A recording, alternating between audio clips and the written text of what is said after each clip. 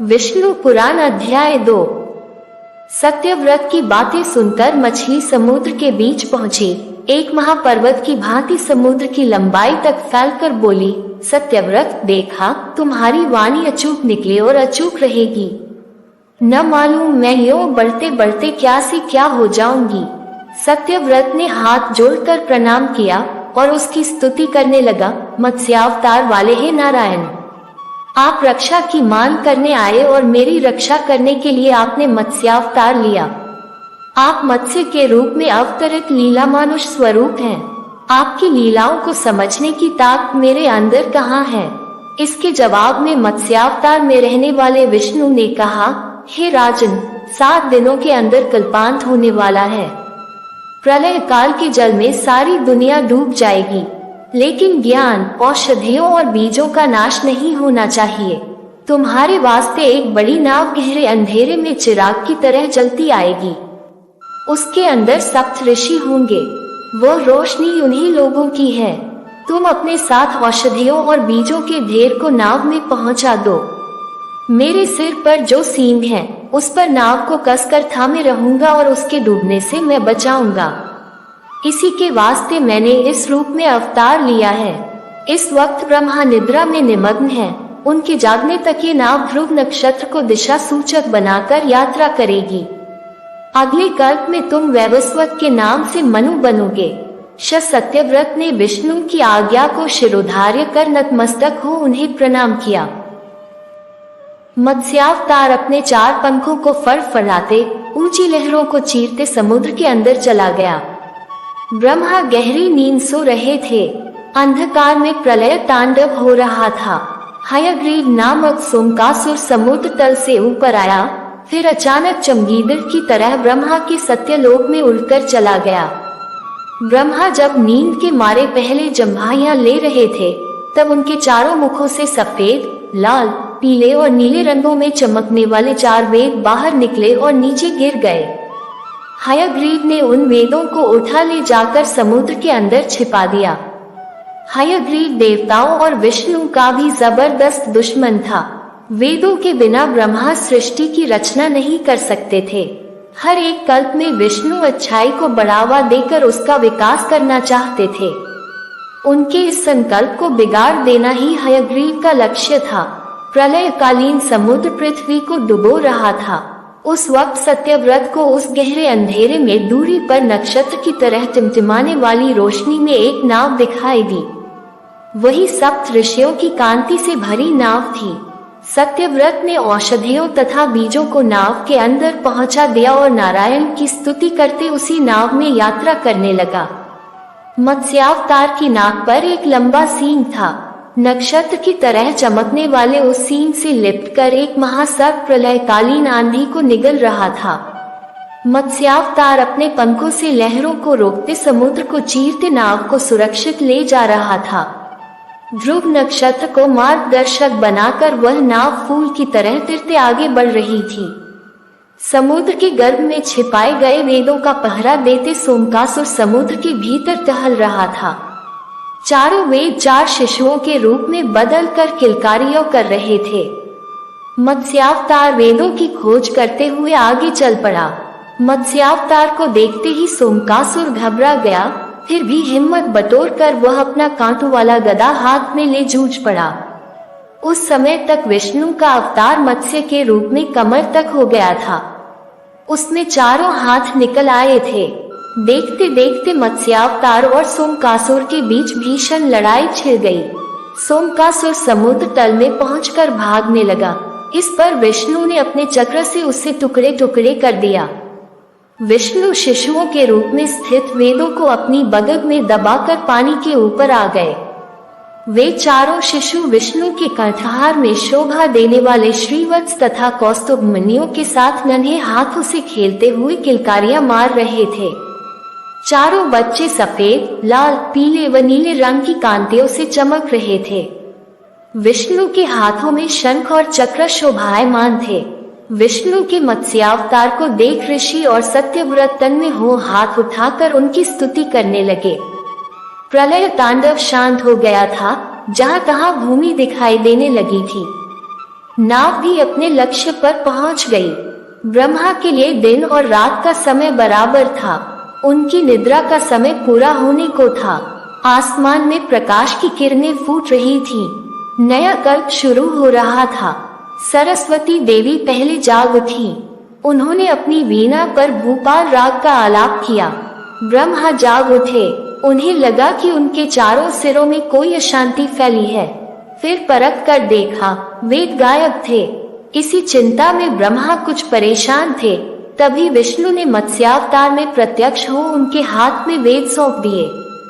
ब्रह्मा ने विष्णु के मत्स्यावतार को जी भर कर देखा, तब अपने हाथ जोड़कर चारों मुखों से उनकी स्तुति की, रूप हे नारायण। जो व्यक्ति आपके मत्स्यावतार का ध्यान करता है, उसकी सारी विपदाएं इस तरह हट जाएंगी जैसे प्रलय के रूप में उपस्थित सारी विपदाएं दूर हो जाती हैं और उनका अज्ञान रूपी अंधकार हट जाएगा। विष्णु के द्वारा मत्स्यावतार लेने का कार्य सफल हो गया था, इसलिए वे अंतर्धान होकर अपने निवास वैकुंठ में पहुंचे। ब्रह्मा ने वेद लेकर सृष्टि की रचना शुरू की। सत्यव्रत, श्राद्धदेव, वैवस्वत के नाम से मनु हुए। सप्तऋषि आसमान में अपने अपने स्थानों में पहुंचकर सप्तर्षि मंडल के रूप में प्रकाशित होते हुए ध्रुव की प्रदक्षिणा करते घूमने लगे। यो सूत महर्षि ने कहानी सुनाई। इस पर मुनियों ने पूछा, सूत महर्षि, हम लोग ध्रुव की कहानी सुनना चाहते हैं। सूत मुनि यो सुनाने लगे, ध्रुव इस विशाल विश्व में सबसे ज्यादा ऊंचा स्थान ही ध्रुव मंडल है। वही विश्व स्वरूप विष्णु के शिर का स्थान है। ऐसा ऊंचा स्थान पाने वाले ध्रुव उत्तानपाद नामक एक राजा के पुत्र थे। ध्रुव की माता सुनीति राजा उत्तानपाद की ज्येष्ठ पत्नी थी। सुरुचि छोटी रानी थी। राजा सुरुचि को ज्यादा प्यार करते थे। एक दिन राजा उत्तानपाद छोटी रानी सुरुचि के पुत्र उत्तम को अपनी जांघ पर बिठाकर प्यार जता रहे थे। तभी वहां पर ध्रुव आ पहुंचा। उसके मन में भी अपने पिता की जांघ पर बैठने की इच्छा थी। वह बड़ी लालसा से अपने पिता की आंखों में देखता रहा। उस वक्त सुरुचि वहीं पर थी। राजा सुरुचि से डरकर ध्रुव को देखकर भी अनदेखा सा कर गए। ध्रुव ने सोचा था कि उसके पिता उसको भी अपने छोटे भाई के जैसे अपनी जांघ पर बिठाएंगे, पर ऐसा न होते देख उसे रोना आया। उसके गालों पर आंसू मोती जैसे चमक उठे। ध्रुव की हालत देख सुरुचि खिलखिलाकर हंस पड़ी और बोली, अरे बदकिस्मत के बच्चे, चाहे तुम जिंदगी भर तपस्या क्यों न करो, मेरे पुत्र के समान तुम्हें अपने पिता की जांघ पर बैठने का भाग्य प्राप्त न होगा। मेरे पेट में पैदा होगे तभी तुम्हें ये सौभाग्य प्राप्त होगा। हाँ, तुम तो जब देखो नारायण का संकीर्तन किया करते हो। अब तपस्या करके उसी नारायण से पूछ कर देखो, कहीं वे तुमको ऐसा सौभाग्य प्रदान कर सकते हैं या नहीं। शयो सुनीति ने ध्रुव का मजाक उड़ाया। बालक ध्रुव का मन कचोट उठा। उसका दुख उमड़ पड़ा। उसका क्रोध खौल उठा। उसके मन में सुरुचि की हत्या करने की इच्छा जगी, लेकिन दूसरे ही क्षण उसे सुरुचि एक उत्तम उपदेशिका सी लगी, मानो उसे यह सलाह देती हो, बेटा नारायण पर विश्वास करो, तपस्या करो। तब ध्रुव को लगा कि उत्तम कुमार ऐसे महान उपदेश पाने का सौभाग्य न रखने वाला एक अभागा है। राजा उत्तानपाद उसे अंधेरे रूपी जाल में फंसकर छटपटाने वाले हिरण जैसे लगे। इसके बाद ध्रुव ने सुरुचि को इस प्रकार प्रणाम किया, जैसे गुरु का उपदेश पाने के बाद शिष्य गुरु को प्रणाम करता है। तब वहां से चल पड़ा।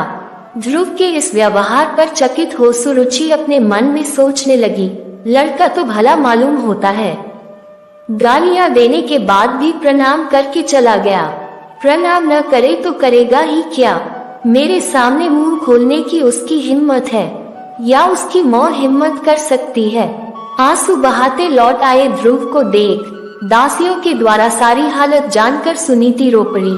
तब बोली, हाँ बेटा, बात सच है। दासी जैसी ही निकृष्ट जीवन बिताने वाली मेरे गर्भ से तुम क्यों पैदा हुए? तुम्हारी मौसी की बातें सच हैं। तुम्हारे लिए और मेरे वास्ते भी उस नारायण को छोड़ कोई दूसरा सहारा नहीं है। अपनी माता की बातें सुनने पर ध्रुव के मन को शांति मिली। बोला, माँ, मैं तपस्या करने जा रहा हूँ, मुझे कृपया आशीर्वाद दो। क्या बोला? तुम तपस्या करोगे? तब तो नारायण से सुरुचि के गर्भ से पैदा होने का वर मांग लो। सुनीति ने कहा, माँ, ऐसी बातें अपने मुंह से न निकालो। मैं तुम्हारा पुत्र हूँ, हमें कभी अपने को छोटा मानना नहीं चाहिए। ये तो आत्महत्या के समान है। मैं ये साबित करना चाहता हूँ कि ध्रुव की माता कैसी भाग्यशालिनी है। दिशाहीनों के लिए दिग्दर्शक बनने का वर मैं नारायण से मांग लूंगा। ये कहकर ध्रुव उसी वक्त घर से चल पड़ा। रास्ते में नारद मुनि से बालक ध्रुव की मुलाकात हुई। नारद ने पूछा, हे ध्रुव कुमार, लगता है कि तुम खेलने के लिए चल पड़े। स्वामी, मैं तपस्या करने जा रहा हूँ। ध्रुव ने जवाब दिया, ओह, तपस्या नामक कोई खेल भी है? तब तो खूब खेलो बेटा। नारद ने मजाक किया, मुनिवर, यह कोई खेल नहीं, सचमुच मैं तपस्या करने के लिए ही जा रहा हूँ। ध्रुव ने स्पष्ट शब्दों में कहा, उफ, ये बात है, इस छोटी सी बात को लेकर तुम तपस्या करने जा रहे हो। मेरे साथ चलो, मैं देखूंगा कि तुम्हारे पिता तुमको अपनी जान पर क्यों कर नहीं बिठाते। नारद ने कहा, स्वामी, मैं किसी की दया नहीं चाहता, सबसे उत्तम नारायण का अनुग्रह मुझे चाहिए। इसी वास्ते मैं तपस्या करने के लिए जंगल में जा रहा हूँ। ध्रुव ने कहा, तपस्या करना कोई हंसी खेल की बात नहीं बेटा। जंगल में शेर, बाघ वगैरह खूंखार जानवर होते हैं। धूप, जाड़ा और बरसात का सामना करना पड़ता है। मेरी बात मानकर घर चलो। नारद ने समझाया, मुनिवर, मैं क्षत्रिय हूँ, अपमान सहते हुए जिंदा नहीं रह सकता। क्या आप मुझे कायरता की दवा पिलाने आए हैं? ध्रुव ने पूछा, बेटा ध्रुव, मैंने तुम्हारा दृढ़ निश्चय जानने के लिए ही ये बातें कही। एक जमाने में मैंने भी अनाथ बालक बनकर अनेक अपमान और अत्याचारों का शिकार हो अंत में तपस्या की थी। तुम मधुवन में जाकर ओम नमो नारायण का जाप करते तपस्या करो, मैं तुमको आशीर्वाद देता हूँ। अपने कार्य में सफल होकर लौट आओ। नारद ने समझाया। ये बातें सूत मुनि के मुंह से सुनकर मुनियों ने पूछा, मुनींद्र, नारद ने अपमान और अत्याचारों का सामना कैसे किया? नारद का वृतांत सुनने का कुतूहल हमारे मन में पैदा हो रहा है। ओम नमः शिवाय। आज हम विष्णु पुराण का 3रा अध्याय सुनाएंगे। कृपया इस कथा को पूरा सुने। भगवान विष्णु की कृपा सदैव आपके साथ रहेगी। कथा सुनने से पहले कृपया मेरे चैनल को सब्सक्राइब करें। विष्णु पुराण का 1 और 2 अध्याय मेरे चैनल पर है, आप उसे भी सुने। तो आइए जानते हैं विष्णु पुराण का 3रा अध्याय। विष्णु पुराण अध्याय 3। सूत महर्षि ने नारद मुनि की कहानी सुनाना प्रारंभ किया। पिछले जन्म में नारद ने एक दासी पुत्र के रूप में जन्म लिया था। वह दासी एक भक्त के घर में काम किया करती थी। उस भक्त के घर में सदा ऋषि मुनि, साधु संत अतिथि सत्कार पाया करते थे। बालक नारद उन ज्ञानियों की सेवा में लगा रहता था। जरूरत के वक्त उन्हें पानी पिलाया करता था। विष्णु भगवान की महिमाओं की चर्चा भी बड़ी श्रद्धा व भक्ति से सुनता था। नीर यानी पानी देने वाले बालक का नामकरण नारदश करके वे लोग इसी नाम से उसे पुकारा करते थे। इस बीच नारद की मां सांप के डसने से मर गई। बालक नारद को अपने पिता का बिल्कुल पता न था। उसके साथ ही नारद को दासी पुत्र और अनाथ बालक कहा करते थे। कुछ ही दिनों में उस मकान के मालिक का स्वर्गवास हो गया। नारद को कहीं आश्रय नहीं मिला। वह इधर उधर भटकता था। भूख लगने पर यदि वह किसी मकान के सामने जाकर खड़ा हो जाता तो लोग उसे भगा देते थे और गालियां देते थे कि यह बालक ऐसा पापी है जिसे अपने पिता का भी पता नहीं है। नारद साधु स्वभाव का था, इसलिए नटखट बच्चे उस पर पत्थर फेंकते और उसे सताकर आनंद का अनुभव करते थे। गांव के लोगों से तंग आकर नारद सोचने लगा, इन मनुष्यों के बीच मेरा जन्म क्यों हुआ है? मैंने कौन सा अपराध किया है? ये लोग मेरे प्रति ऐसे अत्याचार क्यों करते हैं?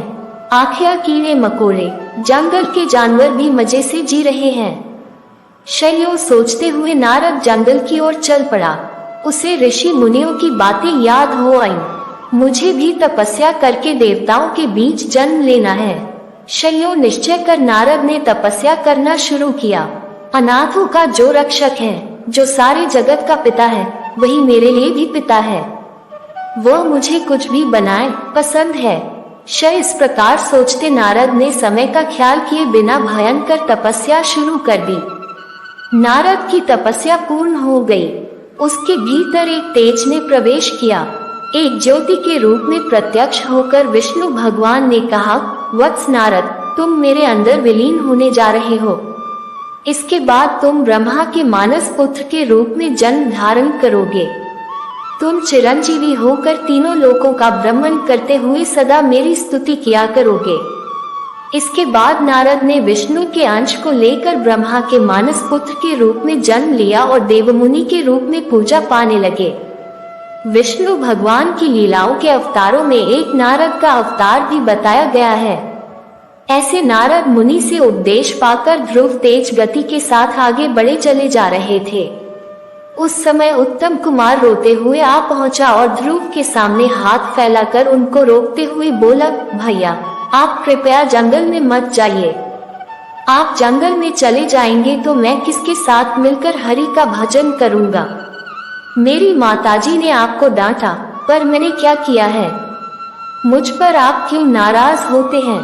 आप रुक जाइए। शैयो कहते हुए उत्तम फूट फूट कर रोने लगा। ध्रुव ने उत्तम कुमार के गले लगकर समझाया, मेरे छोटे भैया, मेरी माताजी ने मुझे जन्म दिया। मुझे क्या ये साबित नहीं करना है कि मेरी माताजी भी महान है?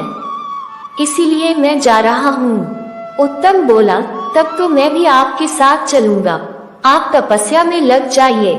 मैं आपके लिए कंद मूल फल लाया करूंगा। ऐसा करने पर तुम्हारी माँ रोएंगी। मेरे छोटे भाई, मैं तुम्हारा बड़ा भाई हूँ, इसलिए तुम्हें मेरी बात माननी ही पड़ेगी। जाओ, ध्रुव ने कहा। ध्रुव के मुंह से ये बातें सुनकर उत्तम कुमार वहीं पर लुढ़क पड़ा और रोने लगा। सुरुचि आकर उसे समझाने लगी। इस पर उत्तम गुस्से में आकर बोला, माँ तुम मुझे छुओ मत। तुम्हारी वजह से ही बड़े भैया जंगल में जा रहे हैं। सुरुचि लज्जा के मारे सर झुकाकर अपने को कोसने लगी, मैं पापिन हूँ, मेरे ही कारण ये सब हुआ।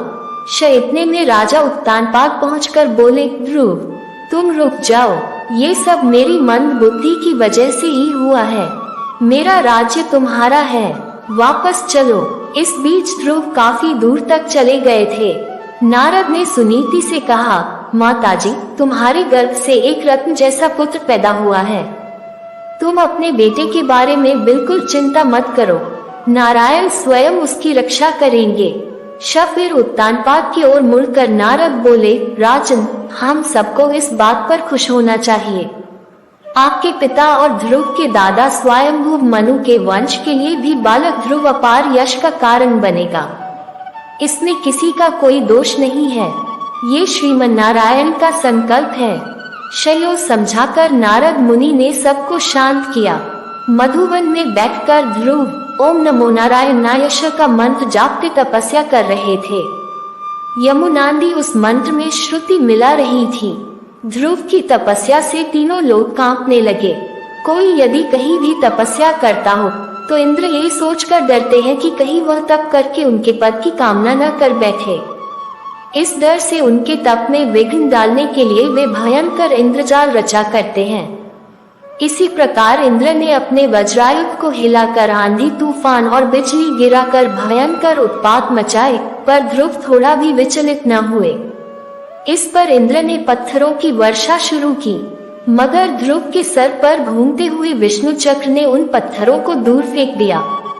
उस समय नारद ने जाकर इंद्र को समझाया, आपने ध्रुव को साधारण बालक मात्र समझा है, आप उनका कुछ भी बिगाड़ नहीं सकते, आपको व्यर्थ में अपमानित होना पड़ेगा। इंद्रपाद तो ध्रुव के लिए घास के तिनके के बराबर है। अंत में ध्रुव की तपस्या पर प्रसन्न हो विष्णु भगवान प्रत्यक्ष हुए। ध्रुव विष्णु के पैरों से लिपटकर अपार आनंद के मारे मूक रह गए। वे अपने मन में सोचने लगे, भगवान, मैं पूर्ण हृदय से आपकी स्तुति करना चाहता हूँ, लेकिन मैं एक छोटा बालक हूँ। आपकी स्तुति करने के लिए मेरे पास शब्द नहीं है। इस पर विष्णु ने अपने शंख को ध्रुव के गालों पर छुआ दिया।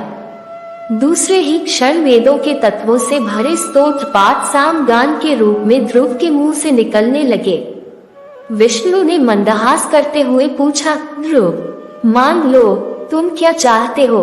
ध्रुव भक्ति पूर्वक बोला, हे परम पुरुष, जैसे भौरा कमल से हमेशा लगा रहता है, वैसे ही सदा आपके मधुर मंदहास वाले मुख पद्म को देखते रहने की मेरी इच्छा है। इससे बढ़कर मैं कुछ नहीं चाहता। अच्छी बात है, लेकिन पहले तुम अपने राज्य में जाकर धर्म का पालन करते हुए शासन करो। इसके बाद तुम मेरे विश्वरूप का शिरोभाग बने ध्रुव पद पर पहुंच जाओगे। कल्पांतों के बाद भी तुम उस अचल पद को ग्रहण कर सदा प्रकाशमान रहोगे। शयो समझाकर विष्णु भगवान अंतर्धान हो गए। इसीलिए ध्रुव को अनुग्रह प्रदान करने वाले विष्णु का अवतरण ध्रुव नारायण अवतारश कहा गया है। इसके बाद ध्रुव अपनी महिष्मतिपुरी में आ गए। उत्तानपाद ध्रुव को अपना राज्य सौंप कर तपस्या करने चले गए। उत्तम कुमार का अभी तक विवाह नहीं हुआ था। राजधर्म के अनुसार जंगली जानवरों से जनता की रक्षा करने के लिए वह शिकार खेलने गया। हिमालय के पहाड़ी जंगलों में दुष्ट यक्षों ने उस पर हमला करके उसको मार डाला। अपने पुत्र की मृत्यु पर सुरुचि दुखी हो वहां पर पहुंची और जंगल के दावानल में फंसकर भस्म हो गई। ध्रुव ने यक्षों का नाश करने के लिए यक्षगण अलकापुरी को घेर लिया। मायावी यक्षों ने अपनी क्षुद्र मायाओं का उन पर प्रयोग किया। ध्रुव ने नारायण अस्त्र के द्वारा मायाओं को विफल बनाकर उनको हरा दिया। यक्ष राज कुबेर ध्रुव की शरण में आए। उनसे मैत्री करके उनको संपत्ति देकर वापस भेज दिया। ध्रुव के कई पुत्र हुए। उन्होंने अनेक वर्षों तक आदर्श शासन द्वारा स्वयंभू मनुवंश को यश प्रदान किया। अनेक वर्षों तक शासन करने के बाद ध्रुव ने अपने ज्येष्ठ पुत्र का राज्याभिषेक किया और वे बदरिकाश्रम में चले गए। वहां पर भगवान विष्णु का ध्यान करते हुए स्वर्ण शरीर को प्राप्त किया। भगवान विष्णु के आदेश पर उनके सेवक एक विमान ले आए। वे लोग भी देखने में विष्णु के समान थे और उनके भी 4-4 हाथ थे। ध्रुव उन दूतों से बोले, मेरी माताजी के लिए जो पद प्राप्त नहीं है उसकी मुझे भी जरूरत नहीं। इस पर विष्णु के दूतों ने उनके आगे एक दिव्य विमान में जाने वाली सुनीति को दिखाया। इसे देख ध्रुव प्रसन्न हो उठे। वे विमान पर सवार हो ग्रह मंडल, नक्षत्र मंडल तथा सप्तर्षि मंडल को पाकर ध्रुव पद पर पहुँचे। ध्रुव मंडल को विष्णु पद भी कहते हैं। विष्णु का निवास वैकुंठ भी वहीं पर है। ध्रुव देती में गोलोक भी होता है। गोलोक में विष्णु प्रकृति स्वरूपिणी राधा देवी के साथ वेणुगान करते हुए आनंद भोगते हैं। गोलोक के ऊपर गहरा अंधकार छाया रहता है। उस अंधकार के पार विष्णु वैकुंठवासी बने प्रकाशमान होते हैं। ध्रुव सदा विष्णु को देखते उज्ज्वल कांति से द्युतिमान हो उठे। खूंटी से बंधी गाय की भांति सप्तर्षि मंडल उनकी प्रदक्षिणा किया करता है। समस्त ग्रह गणों से पूर्ण शिशुमार चक्र उनके नीचे परिभ्रमण करता रहता है। गोलोक के नीचे ब्रह्मा का निवास सत्यलोक, तपलोक, जनलोक, महलोक, स्वलोक, भुवलोक, भूलोक नामक 7 ऊर्ध्वलोक तथा भूलोक के नीचे अधोलोक कहलाने वाले अतल, वितलक, सुतल, रसातल, तलातल, महातल और पाताल लोक, ये 7 मिलाकर 14 लोकों के ऊपर विश्व के शिवराग्र पर ध्रुव समस्त दिशाओं के लिए दिशा सूचक बनकर अचल पर नक्षत्र के रूप में प्रकाशमान रहते हैं। लगन हो तो छोटे बड़े सभी कार्य साधे जा सकते हैं। इसका प्रमाण 5 साल की उम्र में ही तप करने जाने वाला ध्रुव है। शयो ध्रुव की कहानी समाप्त कर सूत महर्षि फिर सुनाने लगे। अगर मत्स्य केवल जलचर है तो कच्छप यानी कछुआ जल और भूमि पर भी चलता है। जल में से प्राणी भूमि पर आ गया यानी जलचर की दशा से भूच तक का विकास हुआ। इसीलिए कछुए के रूप में विष्णु अवतरित हुए, जो दशावतारों में दूसरा अवतार है। इन शब्दों के साथ सूत मुनि ने कूर्मावतार की कहानी शुरू की। देवता व राक्षस क्षीर सागर का मंथन करके अमृत पाने के लिए तैयार हो गए। बाहुबल और संख्या की दृष्टि से भी शक्तिशाली बने राक्षसों ने सोचा कि अगर अमृत प्राप्त होगा तो सारा अमृत उन्हीं लोगों का हो जाएगा। राक्षसों को अमृत के द्वारा अगर अमृतत्व प्राप्त हो जाएगा तो हमारा क्या नुकसान होगा।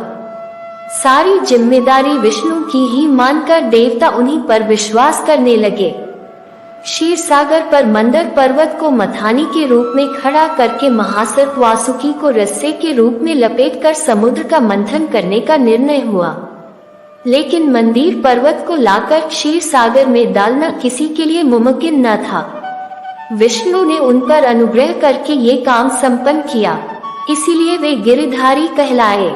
राक्षसों ने वासुकी सर्प को सर के छोर से पकड़ने का हठ किया। विष्णु ने देवताओं को समझाया कि वे राक्षसों की बात मान लें।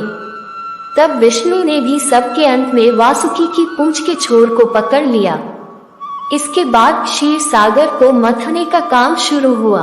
आगे की कथा विष्णु पुराण चौथा अध्याय अगली वीडियो में रहेगा। अगर आपको ये भगवान विष्णु की कथा अच्छी लगी है तो प्लीज चैनल को सब्सक्राइब करें, वीडियो को लाइक करें। धन्यवाद। विष्णु पुराण भाग 4। क्षीर सागर मंथन के समय राक्षस देवताओं का मजाक उड़ाते रहे और अपना पूरा भुजबल दर्शाते हुए सर्पराज को खींचते रहे। देवताओं ने अपने बल का पूरा प्रयोग किया। उनके खींचने की इस प्रक्रिया में वासुकी महासर्प ने विष उगल दिया। वह विष ज्वालाएं बिखेरना लगा। इन ज्वालाओं में कितने ही राक्षस जल गए। लग रहा था कि इस हलाहल से पूरा लोक ध्वंस हो जाएगा। उसी समय मंदर पर्वत भी समुद्र के अंदर डूब गया। सबने शिव से प्रार्थना की। शिव ने हलाहल को निगल डाला और उसे कंठ में ही रोककर लोक की रक्षा की। वे गरल कंठ कहलाए गए। विपत्ति टली पर पर्वत डूब गया। देवताओं ने विष्णु से प्रार्थना की। विष्णु ने बड़े कच्छप के रूप में कूर्मावतार लिया और समुद्र में डूबे पर्वत को अपनी पीठ पर ढोते हुए ऊपर ले आए। कच्छप बनकर मंदर पर्वत को ढोते हुए विष्णु ने बड़ी ही सावधानी बरती। पर्वताग्र पर बैठकर उन्होंने एक पांव से उसे दबा कर रखा, जिससे वह इधर उधर न हिले डुले। साथ ही देवताओं के साथ मिलकर वे समुद्र को मथने के काम में लगे रहे। यो विष्णु बहु रूपों में दिखे। सागर मंथन का काम सुचारू रूप से चलने लगा। क्षीर सागर से चंद्र, लक्ष्मी, कल्पवृक्ष, कामधेनु, ऐरावत हाथी, उच्चौश्रवा घोड़ा, सुरा नामक नशा व उत्तेजना प्रदान करने वाला पेय और कितने ही पदार्थ उत्पन्न हुए। शिव ने कंठ के हलाहल के ताप के उपशमन के लिए चंद्रमा को सिर पर धारण कर लिया और चंद्रशेखर बने। लक्ष्मी देवी ने श्रीवत्स कौस्तुभ मणियों की वैजयंतीमाला पहनाकर विष्णु से विवाह किया। विष्णु लक्ष्मीकांत बने। देवता सुरा पीकर सुर बने। अंत में अमृत प्राप्त हुआ। आयुर्वेद के मूल विराट धन्वंतरी के रूप में अमृत कलश लिए अनेक औषधियों को धारण किए विष्णु पद्मासन पर आसीन हो समुद्र से होते हुए प्रकट हुए। अमृत के लिए जब क्षीर सागर मथा गया तब प्रारंभ में हलाहल विष उत्पन्न हुआ। कितनी ही विशेषताओं के घटने के उपरांत और दैव सहायताओं के बाद अमृत प्राप्त हुआ, लक्ष्य की प्राप्ति हुई। इसीलिए श्रम से साधा जाने वाला काम सागर मंथन कहलाता है और यह उसका पर्यायवाची शब्द बन गया। धन्वंतरी के हाथ में जो अमृत कलश था उसे राक्षस उड़ा ले गए और दावा किया कि यह हमारा ही है। राक्षसों और देवताओं में मुठभेड़ हुई। जब दोनों के बीच में ये छीना झपटी हो रही थी तब मंत्रमुग्ध कर देने वाली जगन मोहिनी वहां प्रत्यक्ष हुई। उसे देखकर राक्षस उस पर रीझ गए। मोहिनी ने राक्षसों से कहा, अमृत मुझे दो, मैं बांटूंगी शव। उसकी बातों में आकर राक्षसों ने कलश उसके सुपुर्द कर दिया। राक्षस एक तरफ बैठे तो देवता दूसरी तरफ। दोनों के बीच में कलश को कमर पर सटाए जगन मोहिनी नृत्य करने लगी और अमृत बांटने को सन्नद्ध हो गई। निश्चेष्ट होकर देवता एकटक उसी की तरफ देखने लगे। मदहोश राक्षस मोहिनी के सौंदर्य को देखते हुए तन्मय हो गए। उन्हें अपनी सुध नहीं रही। देवताओं को भी पहले ये ज्ञात नहीं था कि आखिर यह मोहिनी है कौन, पर जब उन्होंने देखा कि वह देवताओं को ही अमृत पिला रही है और राक्षसों को छल रही है, तो वे जान गए कि मोहिनी कोई और नहीं बल्कि साक्षात विष्णु ही रस रूप पधारे। इसलिए वे चुपचाप अमृत पीते गए। जहाँ देवता निर्लिप्त होकर अमृत का सेवन करते हुए अमृतत्व पा रहे थे, वहाँ दैत्यों ने जगन मोहिनी के मायाजाल में फंसकर उन्मत्त होकर अमृतत्व खो दिया। राहु नामक एक होशियार राक्षस ने जान लिया कि जगन मोहिनी राक्षसों को छल रही है। वह जल राक्षसी सिन्हिका का पुत्र है, बड़ा ही मायावी है। जब उसने देखा कि सच्चाई बताने पर भी राक्षस सुनने और विश्वास करने की स्थिति में नहीं है, तो उसने स्वयं देवता का रूप धारण किया और देवताओं की पंक्ति में बैठकर अमृत पी गया। सूर्य चंद्र ने उसकी यह धूर्तता देखी और उन्होंने मंदर पर्वताग्र पर आसीन बहुरूपी विष्णु को यह विषय सूचित किया। विष्णु ने अपना चक्र राक्षस को मार डालने भेजा। विष्णु के चक्र से बचने के लिए राहु ग्रहों में चक्कर काटता रहा और आखिर अंतरिक्ष में प्रवेश किया। चक्र ने वहां भी उसका पीछा किया और उसके सिर को धड़ से अलग कर दिया। अमृत की शक्ति के कारण सिर और धड़ सजीव ही रहे। सिर राहु और धड़ केतु के रूप में दो ग्रहों में परिवर्तित हुए और ग्रह राशि में सम्मिलित हो गए। राहु केतु ग्रहों के कारण अब ग्रह 9 हो गए। राहु केतु सूर्य चंद्र पर बहुत क्रोधित थे, क्योंकि उन्हीं के कारण उसकी पोल खुल गई। प्रतिकार की भावना से वे अमावस्या व पूर्णिमा के पर्व दिनों में उन पर छाने लगे और उन्हें पीड़ित करने लगे। यो सूर्य चंद्र ग्रहण बने। पूरा का पूरा अमृत देवताओं को पिलाकर मोहिनी अदृश्य हो गई। राक्षसों को अपनी त्रुटि मालूम हो गई। तब से लेकर वे विष्णु और देवताओं के कट्टर दुश्मन बन गए। अमृत मंथन के दौरान विष्णु ने कूर्मा अवतार, धन्वंतरी का अवतार तथा मोहिनी का अवतार धारण किया। धन्वंतरी अमृत के साथ साथ औषधियां तथा औषधिवेद भी ले आए। वैद्य शास्त्र के अधिदेवता व वैद्यों के कुलदेव के रूप में धन्वंतरी की पूजा होने लगी। जगन मोहिनी विश्व मोहिनी मानी जाने लगी और सौंदर्य व विलास का प्रतीक बनी। नारद जगन मोहिनी अवतार की प्रशंसा करते हुए जगन मोहिनी राग को महती वीणा पर झंकृत करते हुए कैलाश गए। पार्वती ने ये सुनकर नारद से कहा, अधम और नीच राक्षसों को छलने मात्र से क्या जगन मोहिनी कहलाने के योग्य हो जाएगी? हाँ माते, किसी को भी आनंद सागर में डुबो देने वाली और अपने सौंदर्य व हाव भावों से विश्व भर को अपने वश में कर लेने वाली जगन मोहिनी ही तो है। कहते हुए नारद वहां से चले गए। पार्वती ने यह बात शिव से बताई। शंकर मुस्कुराते हुए चुप रह गए। बाद में पार्वती के साथ नंदी वाहन पर आसीन होकर वैकुंठ गए और विष्णु से कहा, तुम्हारे जगन मोहिनी अवतार को देखने की मेरी तीव्र आकांक्षा है। इसी उद्देश्य से यहाँ आया हूँ। संकट के निवारण के लिए कोई न कोई वेश धारण करना ही पड़ता है। तुम्हारे लिए भी यह बाएं हाथ का खेल है। शिव विष्णु यूं कहते हुए अंतर्धान हो गए। इतने में शिव ने जगन मोहिनी को थोड़ी दूर पर फूलों की गेंद से खेलते और गाते हुए देखा। शिव सब कुछ भूल गए और उसके पास गए, पर जगन मोहिनी उनके हाथ नहीं आई और वह विश्व आकाश में घुस गई। हाथ फैलाते हुए शिव उसका पीछा करने लगे। पार्वती स्तंभित होकर ये दृश्य देखती रह गई। शिव मोहिनी के इस लीला विनोद को ब्रह्मा आदि देवता बड़े ही चाव से देखने लगे। नंदी निश्चेष्ट होकर देखता रहा। नारद महती वीणा पर शिवरंजनी राग को झंकृत कर रहे थे। आगे आगे जगन मोहिनी और पीछे पीछे शिव दौड़ते हुए गए और कुछ ही समय में दोनों दिखाई नहीं पड़े। पार्वती कैलाश पहुंच गई। जगन मोहिनी तेजमंडलों से होते हुए शिव को पूरे विश्व में घुमाया और कैलाश पहुंची। शिव को उसे छूने से मना करती हुई जब वह पार्वती के पास जाने लगी, तब शिव ने उसकी कमर पकड़ ली। देखा, आपका पतिदेव कितना नटखट है। कहती हुई भय के मारे वह पार्वती के पास खड़ी हो गई। देखते देखते जगन मोहिनी पार्वती के सम्मुख विष्णु के रूप में प्रकट हुई। भ्राते, आप विश्वमोहन जगन मोहिनी के स्वामी हैं। ये सब कुछ शिव केशव लीला नाटक है न? शब पार्वती ने विष्णु से पूछा। हाँ, आपने ठीक कहा, श कहते हुए वीणा बजाते नारद वहां आए। जगन मोहिनी और शिवरंजनी राग में हरिहर की लीलाओं का गान करते हुए तीनों लोकों में विचरने लगे। शिव ने विष्णु से कहा, अमृत भुलाकर राक्षस तुम्हारे जिस जगन मोहिनी रूप को निहारने में मग्न हो गए, उसकी मैं प्रशंसा करता हूँ। रस पिपासा असुरों की धरोहर है। विष्णु ने मुस्कुराते हुए पार्वती से कहा, कहीं ऐसा न हो जब हमारी गंगा भविष्य में आकाश से पृथ्वी पर उतरने जा रही हो, तब तुम्हारे पतिदेव उसे कहीं तुम्हारी सौतन्ना बना लें। शक कहते हुए विष्णु अदृश्य हो गए। इसके बाद कालक्रम में विष्णु ने कर्दम प्रजापति देवहूति का पुत्र बनकर कपिलावतार लिया।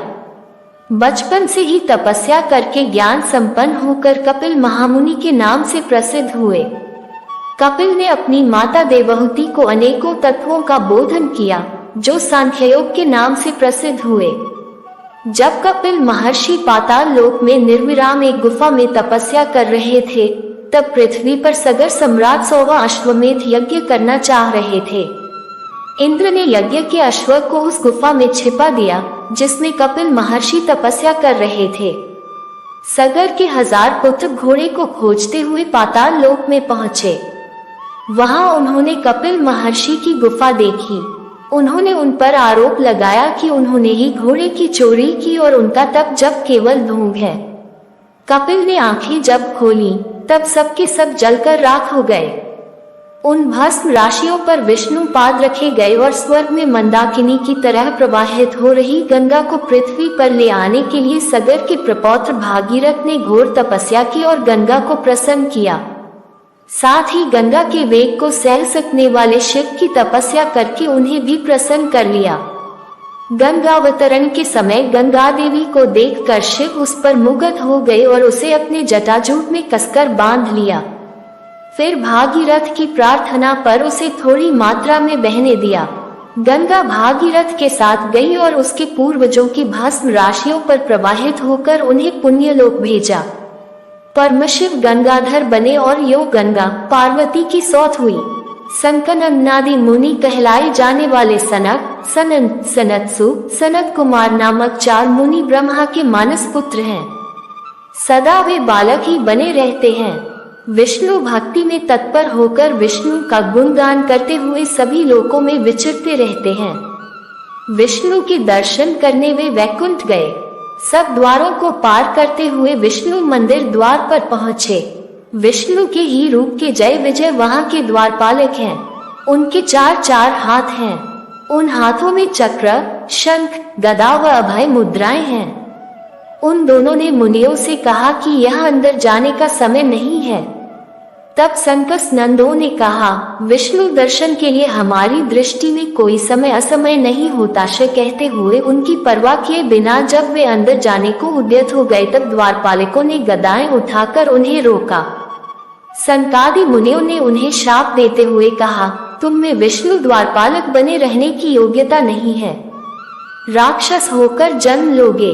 यह कोलाहल सुनकर द्वार खोलते हुए विष्णु लक्ष्मी समेत वहां आए। जय विजय ने मुनियों के शाप के बारे में उनसे बताया और अपना दुख व्यक्त किया। मुनिगण भी अपनी जल्दबाजी पर मन ही मन चिंतित हुए। अब आगे की कथा विष्णु पुराण 5वें अध्याय में मिलेगी।